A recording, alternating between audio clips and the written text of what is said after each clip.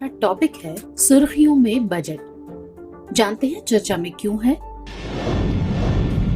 वित्त मंत्री निर्मला सीतारमण 1 फरवरी को केंद्रीय बजट 2022-23 पेश करने वाली हैं। विभिन्न क्षेत्रों के लोग सरकार के फैसलों और विभिन्न क्षेत्रों की घोषणाओं पर उम्मीदें लगा रहे हैं। आइए समझते हैं कि बजट क्या है। दरअसल बजट एक सरकार का वार्षिक वित्तीय विवरण होता है जो अगले वर्ष के लिए देश का राजकोषीय रोड मैप तैयार करता है। इसे केंद्रीय वित्त मंत्री द्वारा नीति आयोग और अन्य संबंधित मंत्रालयों के परामर्श से तैयार किया जाता है। आइए नजर डालते हैं बजट और उसके संवैधानिक प्रावधान पर। भारतीय संविधान में बजट शब्द का कहीं भी प्रयोग नहीं किया गया है। दरअसल संविधान वार्षिक वित्तीय विवरण शब्द का प्रयोग किया गया है। यह एक वित्तीय वर्ष में सरकार की अनुमानित प्राप्तियों और व्यय का विवरण होता है। इसके अलावा बजट में शामिल होता है राजस्व और पूंजीगत प्राप्तियों का अनुमान, राजस्व बढ़ाने के तरीके और साधन, व्यय का अनुमान, क्लोजिंग वित्तीय वर्ष की वास्तविक प्राप्तियों और व्यय का विवरण और उस वर्ष में किसी घाटे या अधिशेष के कारण, और आने वाले वर्ष की आर्थिक और वित्तीय नीति जैसे कराधान प्रस्ताव, राजस्व की संभावनाएं और नई योजनाओं या परियोजनाओं की शुरुआत। आइए जानते हैं बजट के घटक। राजस्व बजट, इसमें राजस्व व्यय और राजस्व प्राप्तियां शामिल हैं।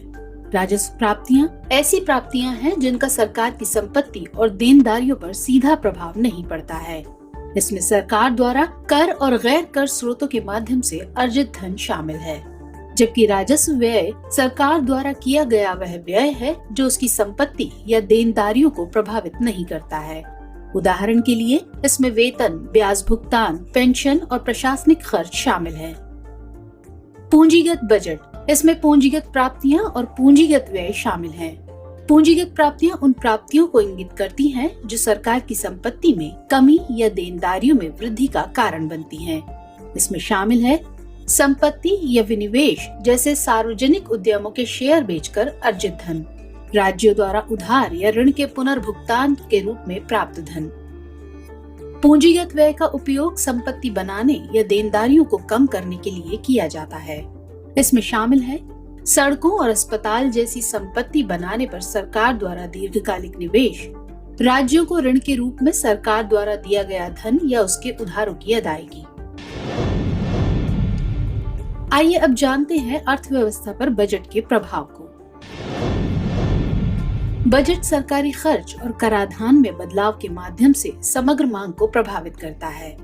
व्यय और राजस्व के विभिन्न घटकों का विभिन्न वर्गों और सामाजिक समूहों की आय पर अलग अलग प्रभाव हो सकता है। बजट का आय वितरण पर भी प्रभाव पड़ता है। आइए अब बारी है आज के अभ्यास प्रश्न की। बजट के संदर्भ में निम्नलिखित कथनों पर विचार कीजिए। 1. संविधान के अनुच्छेद 112 में वार्षिक वित्तीय विवरण शब्द का प्रयोग किया गया है। 2. पूंजीगत प्राप्तियों में सरकार द्वारा कर और गैर कर स्रोतों के माध्यम से अर्जित धन शामिल होता है। आपको बताना है कि इनमें से कौन सा या कौन से कथन सही है या सही है। आपके विकल्प हैं A केवल 1, B केवल 2, C 1 और 2 दोनों, या फिर D ना तो 1 और ना ही 2। तो इस प्रश्न का उत्तर कमेंट सेक्शन में देना मत भूलिएगा। मुलाकात होगी अगले सेशन में। तब तक के लिए स्वस्थ रहिए, सुरक्षित रहिए। जय।